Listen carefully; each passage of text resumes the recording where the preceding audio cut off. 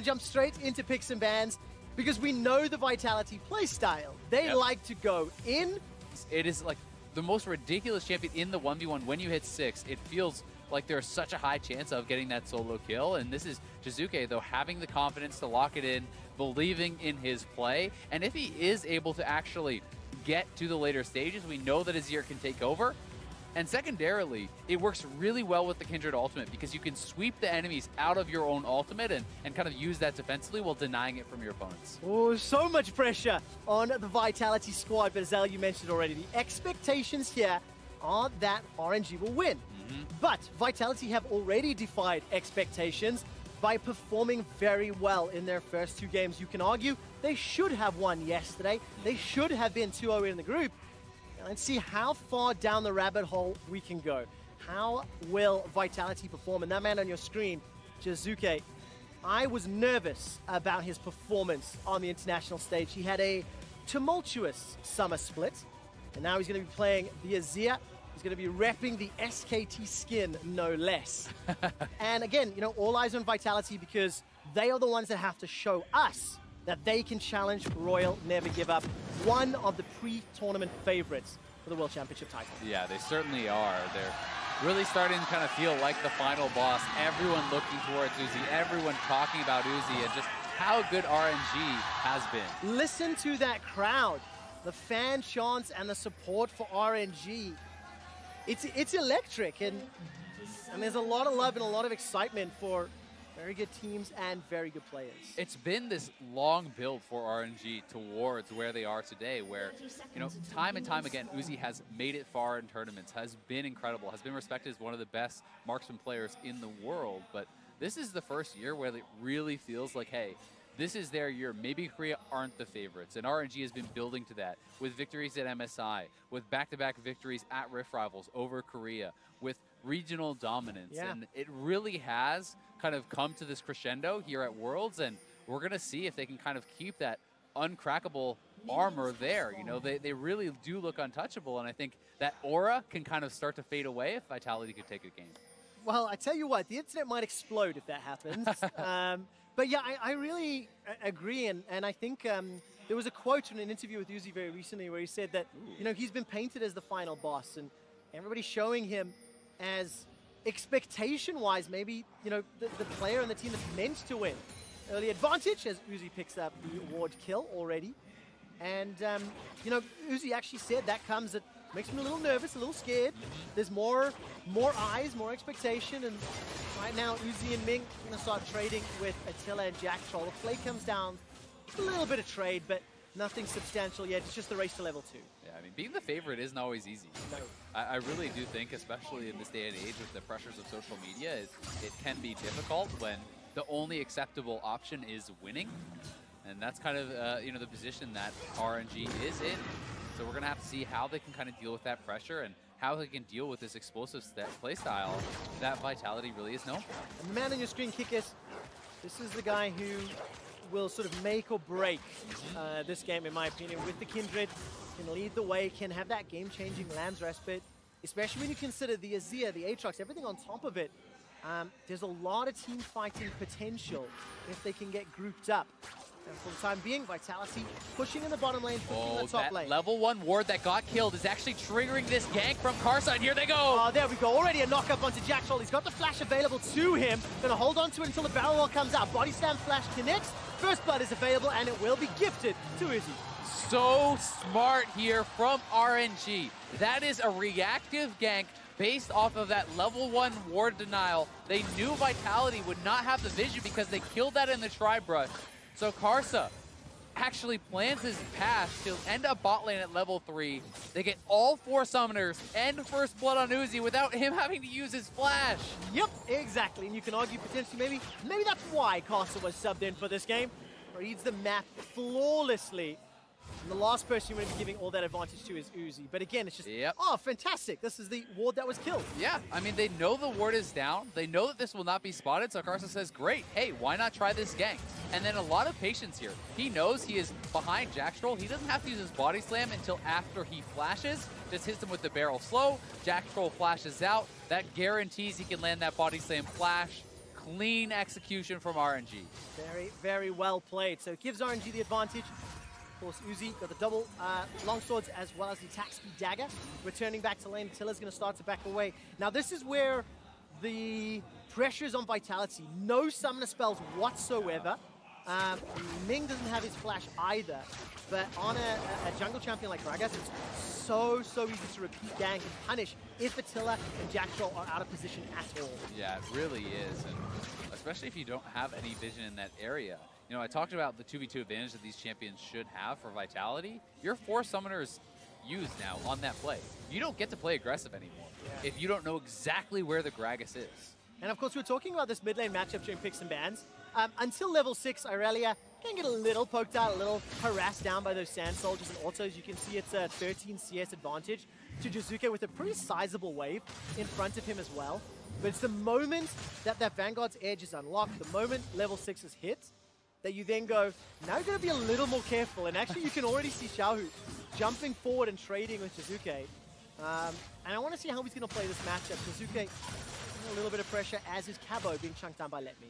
Yeah, but both the solo laners are playing quite well so far for Vitality. You mentioned the CS advantage there in the mid lane. Top lane is going quite well for Cabochard, and you know, a matchup that is somewhat debated which side has the favor, but most people would agree that it's tough for Aatrox to play aggressively into this, and you know, Cabochard has done well for himself. Yes, exactly. And we need to see whether or not he can unlock this matchup, because remember, Vitality opted into leaving the Urgot and the Aatrox open. Those are some pretty common bans, as we've seen throughout the tournament. So this will show his face top. The Infernal Chains will come down to stand by some time. Where is Wolf? Gonna chunk out Let Me, but no summoner spell used. Still, nice little play there from Kikis, and he didn't have to actually spend much time at all to make it happen. He does push back Let Me, and then he's looking towards the Gromp, but TP is coming back in here from Let Me, and I do think this is a very risky invade. Cabochard's going back to base, Jizuke is going back to base, and you're invading. Well, this is a Kikis special, I am afraid. He does tend to go into the enemy jungle. Now, looking at vision and wards, RNG don't have a lot there. What needed in the bottom lane is Ming jumps in, gets chunked up. Jackdaw gets good damage down, but the Ignite was not thrown out, and Ming survives by the skin of his teeth. While that's happening, there's a skirmish being set up around the mid lane river as Karsa and Kikis looked like they were dueling over the Scuttle Crab. Instead, the focus is going to be Xiaohu. The Emperor's Divide sends Xiaohu backwards. He survives a few seconds longer. Now Kikis is running for his life. Karsa's trying to chase him down. A flash over the wall. Vitality get their first kill, and they've got a numbers advantage. Karsa's inside Vitality's jungle, and he needs Let Me to help him get out. Yeah, and he will be able to get out here. Kikis does not want to commit to that at very low health with the Urgot available. Karsa may just stay around here. Kikis doesn't have Smite, so Karsa doesn't either. We'll see if this happens. All right, taking a look. Level 6. Oh, the ulti! So close. They're beyond dead. Doesn't find its target. It will be enough to steal away the Brambleback, and RNG stamp Jungle Authority. Yeah, some risky play from Kikis, but it does pay off. I mean, he steals away the Gromp. They get the 2v2 kill on Aurelia before Xiaohu hit 6. And I also think expect more of that from Kikis. It is a double-edged sword. Hey, getting so far it's cutting RNG. Here we go. And so it's keeping the gold even. But for how much longer? Level 6 hit by Karsa. And every time I see this top lane duo, there's always a potential for a dive, and this is how it all played out. And I just really like this play here from Jizuke. Has so much confidence. That's not a level 6 Aurelia. And Xiaohu is too far away from his jungler to be kind of clearing that pink ward here. And then this is just nice play from Kikis. You know Karsa doesn't have his flash from the bot lane gank, so flash over. When the backup comes from the top side, he just hops back over the wall once more. Wow, that's how Vitality got their first kill. It's how Jizuke maintains his 10 CS advantage. And for the time being, Uzi's plus 13, pretty much even as far as the top laners are concerned. We're getting to that 10-minute mark, and Vitality, once again, just playing a little bit forward. Look around the mid lane, just how much vision RNG has to play with. And Kikis, he was already going into that invade. He really, really likes to play forward. He really likes to play in the enemy's face, and potentially setting up a dive here as well. Yeah, and we'll see if they can pull this off. It would be a bit of a risky one, but you can see Jizuke was moving up as well. And even just this pressure is very nice, because now he can go back to farming, and Lemmy has to sacrifice all that farm because Karsa is not in the area to defend him. Very, very nice. Cabochard being assisted by the rest of the team. I mean, that play alone, that's almost a 20 CS advantage now that has been created because Cabochard had laned well and because they're able to deny some of this. And it will be the gap closed a little bit as Let Me picks up some of that farm, but Vitality is playing really, really well, honestly, in the early stages of this game. Well, we need to see if they can convert it into some sort of lead in the mid game.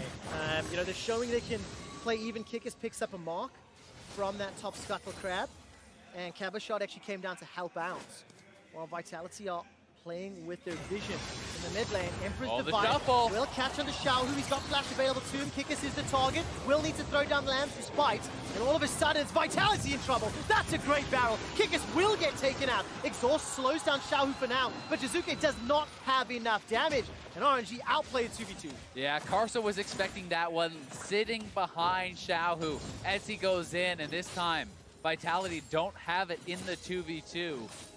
Kickus honestly did a good job sitting himself against the wall so he couldn't get knocked out of his ultimate, but there just wasn't any finishing power from them. Azir doesn't yet have an item and needs some time really to get going. Fiendish Codex, and I think he only had one attachment dagger, so yeah. it's just not enough. Well played again. Karsa, right place, right time, reading the situation is what allowed him to pick up first blood. Yep. And he was here to respond for 2v2. Exactly. And had he not been there, this play is actually perfect for Vitality. This is an easy kill, I think, in that 2v1. But because he is, they burst down Kickus so fast, he has to ult very early. And then, despite the well-timed exhaust for Jizuke, there's more than enough left in the tank for RNG to grab that kill. Yeah, of course, the disarm there also being so effective against Kindred. Really difficult to use those dance of arrows when you want to be hopping and kiting around. Yeah. So it's a good matchup. Nevertheless, the kill was secured by Karsa. It's 2 kills to 1. It is still an even gold game at 11 minutes. And the first big ticket item that's completed is the Stormrazor by Uzi in the bottom lane. And Attila's working his way towards that Blade of the Rune King. Yeah, and I mean, the nice thing for Vitality here is that while you could certainly say, well, Uzi's scaling up all this time, Azir is as well, right? Yes. And Azir is going to be very, very strong in the teamfight phase. The thing he has to be worried about is these two guys sitting in the brush because their engage is incredible, and Kickus might just face check this, and oh god, not where you want to be. He will. Kickus will go down, yet instantly blown up. There's a great stun onto Jizuke. Manages to shift those sands over the wall, but again, just good positioning, good decision-making from RNG. Yeah, they're just anticipating the moves here of Kickus and really playing it smart. The bot lane turret likely just going to go down solo here to Uzi. More gold in his pockets, and they're looking for Jack Troll now. All right, Jack Troll's got flash available. That's going to be a good play to slow down Karsa, but our first blood will be secured in the bottom lane. Extends the gold lead ever so slightly. And what I really like about RNG's play and how they are playing out the planning phase, it feels like they really understand or really interpret what Vitality is going to do. Well-researched, well-prepared, and then responding to in-game decision-making like that level 1 ward, for example. Yeah, I mean, they've just been really playing a solid game here. Vitality, has kept it fairly close for quite a long time, despite the fact that RNG, it's not really a poor RNG game by any means. Vitality just kind of has been mashing them. And this is still a game that Vitality certainly can win. They do have scaling, but again, it's about the engage from RNG. Ming and Karsa have such incredible and explosive engage that if Jizuke or Attila ever get caught and knocked in, you may not be able to save them unless Kickus is there with a key ultimate. So while we've got teams posturing for a potential fight, Uzi will get spotted out. RNG looking for an engage, and Karsa's coming up from the river. Now, important to note, Attila is not here, so if a Rift Herald fight were to break out, this will be a 4v5, and I don't know if this is the smartest decision for Vitality. They do back away. Yeah, I just think Vitality has no chance of fighting right now. You don't even have your Blade of the Rune King done, and Uzi already has his Stormrazor plus a Zeal on top of it, so Uzi is so much more powerful at this point in the game with that additional itemization. What do you want to see from Vitality? It's 1,000 gold. It's not insurmountable. There is scaling. There are tools on the side of Vitality. So how do you want them to play to get back in lead and look towards a win? I think you need to actually kind of protect Jizuke very well, try to get vision around this Azir so he can stay safe and farm in that mid lane. And then at the same time, you're going to have Kickus basically following around the map wherever Uzi goes, I think. Otherwise, Uzi is going to be knocking down turrets too quickly, and you're going to fall too much behind. But instead, they're going to try to make a counterplay on bot. Yeah, Kickus is going bot, obviously, because Karsa showed top. Land Respite is available if necessary. They're going to look to take down Let Me before throwing it down, and Cabo Shot will just concede passive instead of using the ultimate, so maybe that will pay dividends later. But now the tower's the focus. Yeah, that ultimate almost expired there. He might have actually died. It was really close, but really nicely done, and they will trade a tower, so this is good for them.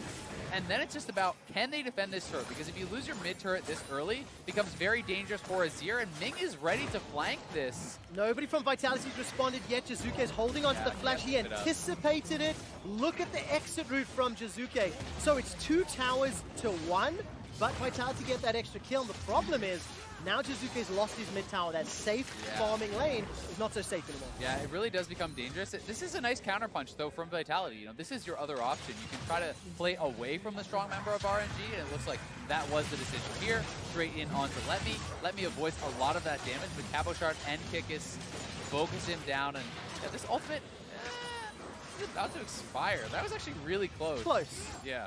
I trust in Cabo Shard. Timing, yeah. I trust in Cabo Shard. Had it been Kikis, I would have been a little more nervous. But it's like when you've got 2 save my life buttons or options, you need to make sure your communication is crisp and clear. Unfortunately for Vitality, it was at the 15-minute mark. RNG extend their lead to 2,000 gold, 3 towers to 1, and they're just outplaying Vitality. They're in the right places at the right time, and they're making the right moves.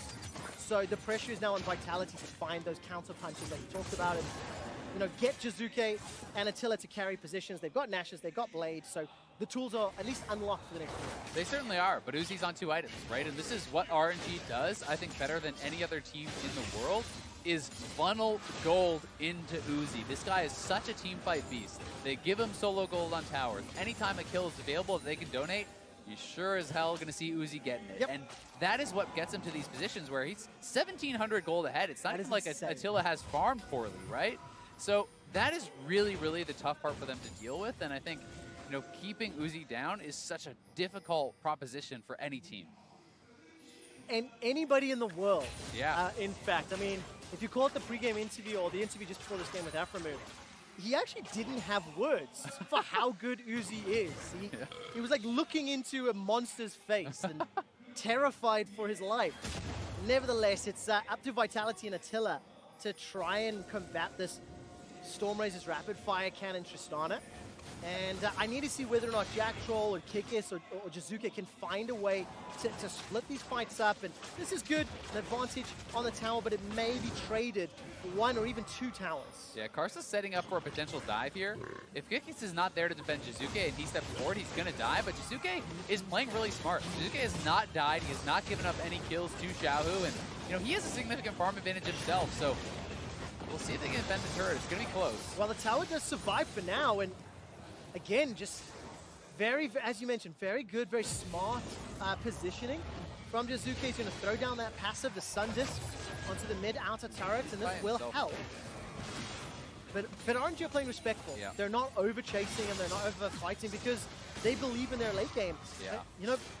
If you had said to me, Azale, that at 17 minutes, Vitality would be even on gold with RNG, would I want that to happen? Yes, every time. Every single time. I think Vitality have got to be very pleased with how they played them for this game. And, Jizuke, this is 3 straight games that I would say he really has been impressing. He has been a standout on Vitality for me, and he's going to have his opportunities to carry this game. If he can play flawlessly, there's always the chance. We saw an incredible game earlier from Scout on the Azir, just absolutely decimating Team Liquid. And if you can make those plays, if you can find those Azir shuffles, you can just decide a game by yourself. Oh, Zale, you're saying things that I want to hear. You're building hope, but that death sentence will quash ever so slightly as Jack Troll on the Thresh hasn't had much of an impact. The laning phase didn't go his way. Oh, look at the engage. Nice flash. Very nicely played. Jizuke gets out of range. The play comes down. Now he's running for his life, chunked down low. He got Uzi! Catches onto Uzi! Jizuke takes him down! Vitality kill Uzi! You've heard of the caster curse. That was the caster blessing from Quickshot. You just asked for something out of Jack Troll, and he finds the flash hook on Uzi, who didn't even believe it was going to hit him. Max range. They take down the carry. What can they do after? This just keeps the goal even. This keeps the kills even. And Jack Troll, the man who secured the death sentence, will donate a reply kill. The Vitality move, if ever I have seen. You got to keep expectations reasonable, you know? You win some, you lose some. And this one was a beautiful flash on the engage, and actually the shuffle out from Jizuke was even better. And then Jack Troll flashing, hooks around Xiaohu, catching Uzi, and they're able to just decimate him, taking him down, but Attila's in trouble. He is indeed. Fear Beyond Death not even needed. Just let me instantly kills him. Casa secures a solo dragon. And RNG, they just keep showing they are 1 or 2 steps ahead, and this is still their game. Yeah, that War Machine just keeps on chugging. RNG just so strong throughout this tournament with Vitality.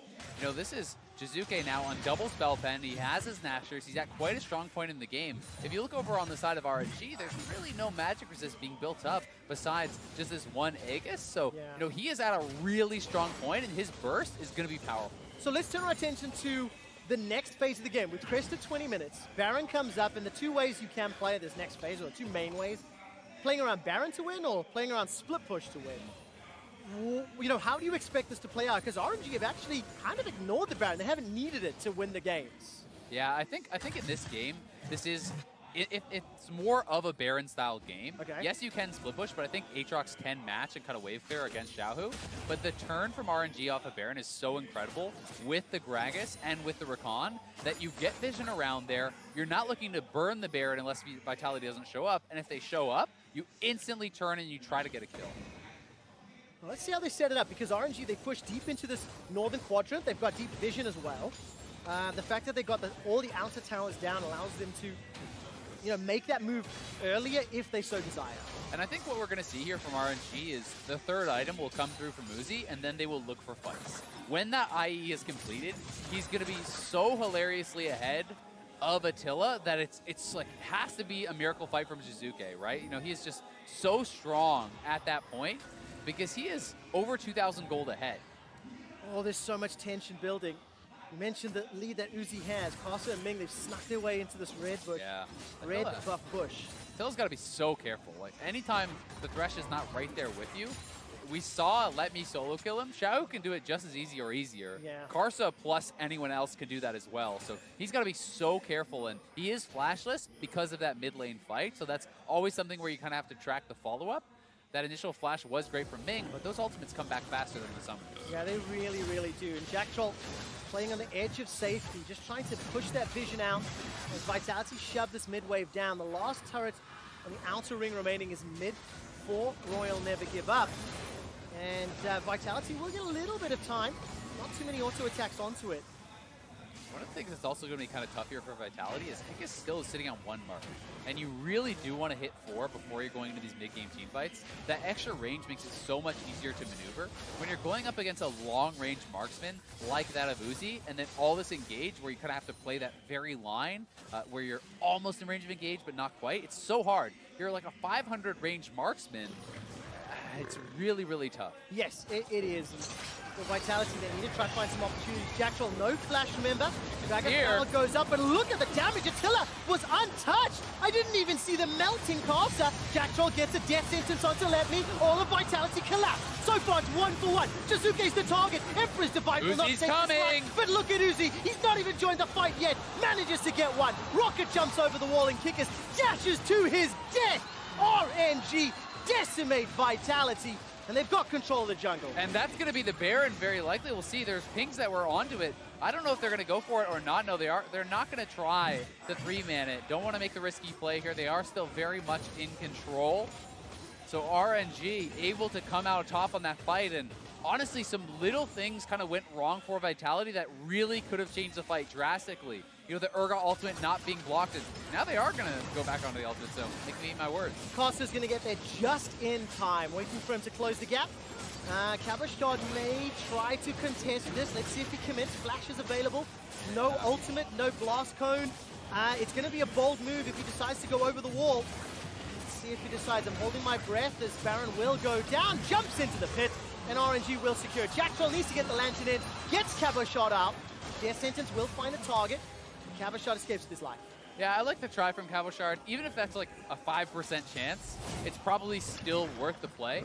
The initial fight here in this Acer Predator replay is going very well for Vitality, and you start to think, hey, they can actually win this fight. The ultimate's very well timed. As Let Me come through, someone needs to actually block for Jack Troll, but no one is standing in between the Urgot and that Thresh.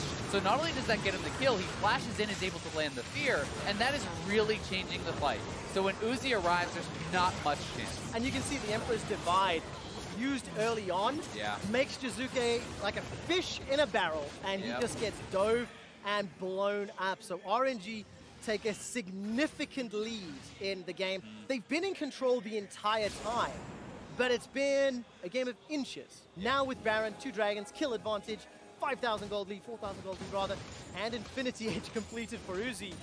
Now it feels like this is RNG's time to shine. Yeah, I think this may have been the straw that broke the camel's back. It's going to take some magic out of Vitality now, because being that full IE ahead of your opponent, really having so much experience as well. He's up 2 levels, up a full item. He's going to have a ton of range on this Tristana, and will be looking for something. Vitality has to make plays. They know this, so they're going to try to get Let Me. All right, let's take a look. Let Me still got 2,000 HP to burn through. A flash used by Kickus.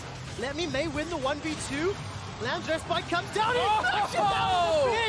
Let Me destroys Kickus. That was beautiful. That was incredible, and he's going to just scuttle away here.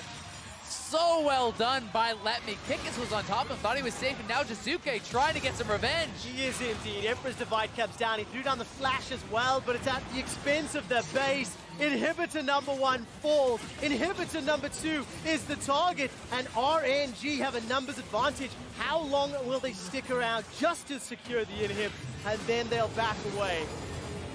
This is an RNG that is serious about not dropping a game. You are not seeing them make any needless risks. They are always going for the high percentage play, and they are looking so damn good here. Let Me styling on him in the 1v2. I am grinning ear to ear because of how beautiful that was.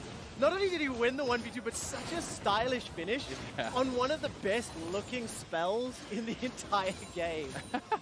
Oh, nicely done. Let Me, they've broken, with the help of RNG, broken open the base. It's 8k gold. Look, it's the result we were expecting, and RNG paid Vitality the respect. They played clean, they didn't overreach, but now they have all the tools they need to just finish this one out. And I think it is the result that we expected, but we're getting there in a different way. Vitality turned in, a very competitive early and kind of early mid game in this game, and really they had their options. They had their chances. Uzi, though, it always feels inevitable that he's going to get his farm, he's going to get his items, and if you don't make something special happen, I mean, he's at the point where he's 80 CS ahead now. Yeah. He has so much gold in the bank, and you have to kill this guy at the start of the team fight or you have no chance. It's around 4,500 gold above Attila right now. That's Uzi, 3-1 and 0.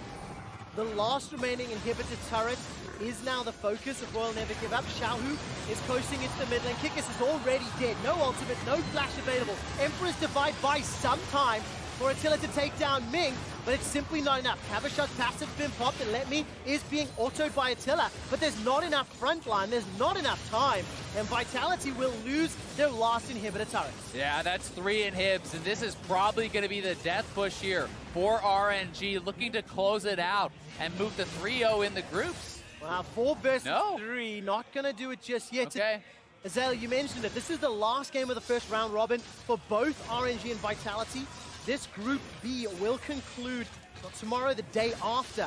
We'll have a whole day of Group B games.